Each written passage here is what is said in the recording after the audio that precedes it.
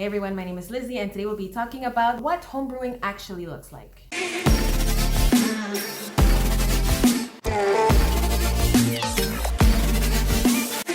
So we'll have 3 stages, the beginning stage, the second stage, and the third stage. And at the end, I'm gonna show you one of my batches and I'll give you a little quiz so you can determine what stage is it in. So let's talk about the beginning stage first. This is when you put all the ingredients together and add the yeast on top. And by ingredients, we're talking about sugar or any sugary content like honey. You can put maple syrup, you can put rice has sugar, you can put barley, hops, anything that has non-fermentable sugar.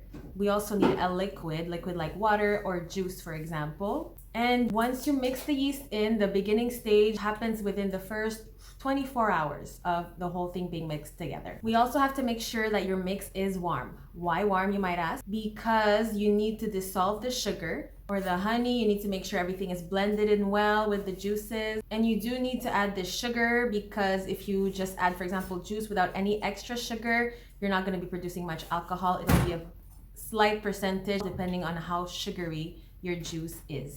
And this can be determined with a hydrometer. We have links below for the hydrometer if you'd like to purchase one. It's essential with your homebrewing experience. So the first reason why the mix needs to be warm is to dissolve the sugar. The second reason is for the yeast to be active. And the temperature will depend on the type of yeast that you use. It can vary from 25 degrees Celsius to 35 degrees Celsius depending on the package you use. And at the back of the package, you should see a recommendation of what temperature to use the yeast in order to optimize its home brewing capabilities.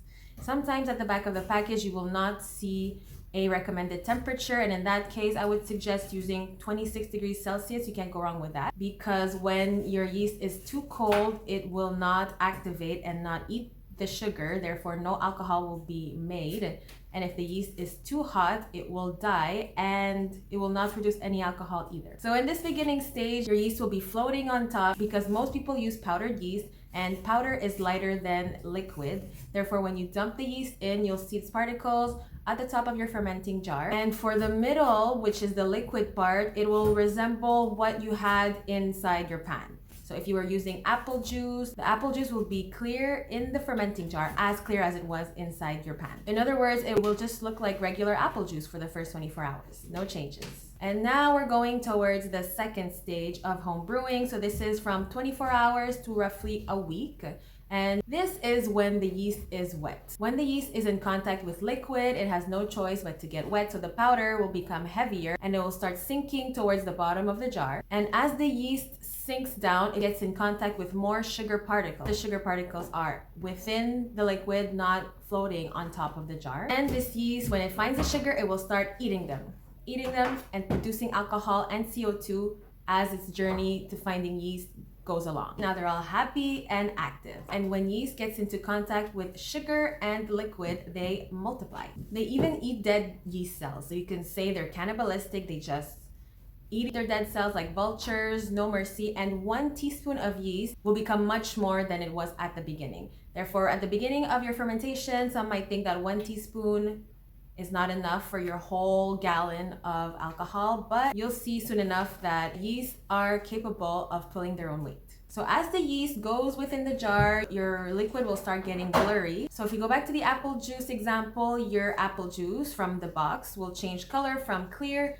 to blurry. And this might not seem appetizing, but it's a good sign because it shows that your yeast is working and your alcohol is in the process of being made. You should not be able to see your hand across the jar because the liquid inside the jar should be opaque and no longer transparent. This brings us now to the third stage of home brewing, and some people may call this the second fermentation. In this stage, some or all alcohol is already produced. The more sugar you add at the beginning, the longer it takes to produce the potential alcohol because the yeast will have more sugar cells to eat. You want to make sure that there's not too much sugar added at the beginning because this stresses out the yeast. Since there's just too much to do, there's too much to eat, there's yeast everywhere, and if you put too much sugar, then your yeast will be stressed, and this is not a good thing because stressed yeast leads to off flavors, and off flavors means that your home brewing is not delicious, and you want your alcohol to taste good at the end, as it should be. And if you want to know exactly how much sugar to add, how much yeast, how much water, liquids, you can book a class below. The link is in the description, and we will let you know step by step how much of what ingredient to add so you'll produce delicious tasting alcohol every time. Going back to the third stage, at this point, we're just playing the waiting game. So here we're waiting until the blurriness disappears, because who wants to drink blurry alcohol? I must admit that the taste would still be good, but you want it to be clear. You want it to look physically appealing. How does the blurriness disappear? This happens when the yeast has eaten all the potential sugar particles that it can, and at the end, when there's no more potential alcohol that it can produce, it just goes to the bottom of the jar and just waits there. Once the yeast, let's say, stops eating the sugar and calms down, you'll see that the top part of your alcohol is clearer, and you'll see a layer of all the yeast at the bottom. And the yeast will be equivalent to more than 1 teaspoon of the powdered yeast that you've added at the beginning. It'll cover the whole bottom of your fermentation jar. However, there is a way to accelerate this process, and instead of playing the waiting game, you can clear your alcohol more rapidly. And in order to do so, you can first do something called cold crashing. What this means is that you put your fermenting jar inside the fridge, and as the temperature drops down, so does the yeast. The yeast physically goes down and it stops eating the sugar, because cold yeast means that it's dormant and it just doesn't produce more alcohol. Therefore, once the jar is inside the fridge and all the yeast is at the bottom, you can extract the top part, the clear part, and put it into a jar. You can bottle up your alcohol and just leave the bottom part or the yeast and throw it away. Some might reuse this yeast.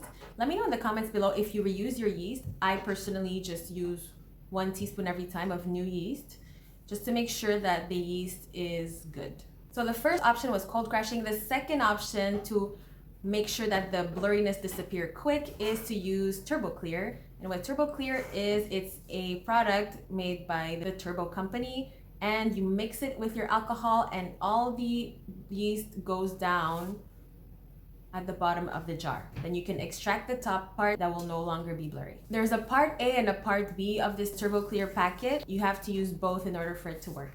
And the third option, this is kind of unconventional, is using unflavored Jello. And I've used this, so if you want to know what not to do, because mine backfired, so you can watch this video right here to avoid the mistakes that I made. But when you do it correctly, you can stir in the unflavored Jello, and it will also drag the yeast towards the bottom, and you can extract the top part that's clearer. Some use clay. Personally, this seems toxic, and I would not use clay inside my alcohol. I would not let it near my alcohol because I don't want to get poisoned. I know that it's used in many home brewing homes and could be used in mass production as well. However, I tend to avoid any toxic ingredients.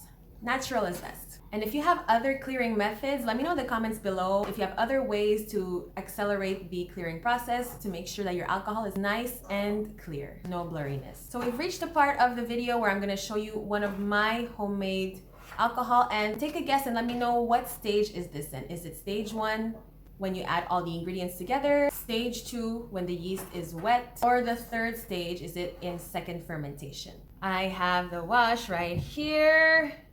Dun, dun, dun, dun. So you get a closer look. Now, for those brave ones out there, do you know what stage this wash is in? And we're back. So for those that guess stage 2, which is when the yeast is wet, you are correct. And why is this? Because it's blurry. Can't see my hand through the jar. And I've had it here for a few days in this fermentation jar. But I'm gonna let you in on a little secret. Actually, this wash was completely done. It was clear. It was at the end of the second fermentation when everything was clear. The yeast was at the bottom. I tasted it and I did not like it. So I wanted to add more sugar, back sweetening in home brewing terms. And once you add more sugar, a byproduct is that it will add more alcohol, because the yeast will eat this newly introduced sugar and make more alcohol and produce more CO2. So in this case, I'm expecting at the end of this fermentation to have a little sweeter alcohol and to have a little higher percentage of alcohol. And it went from the third stage back to the second stage. Now it's in between both because it is blurry and we do see the bottom layer of yeast. Therefore, there's just a few days left for it to be complete. So stay tuned for the finished product of this alcohol. If you found this video valuable, share with a friend. Don't forget to like and subscribe. I'll see you in the next one.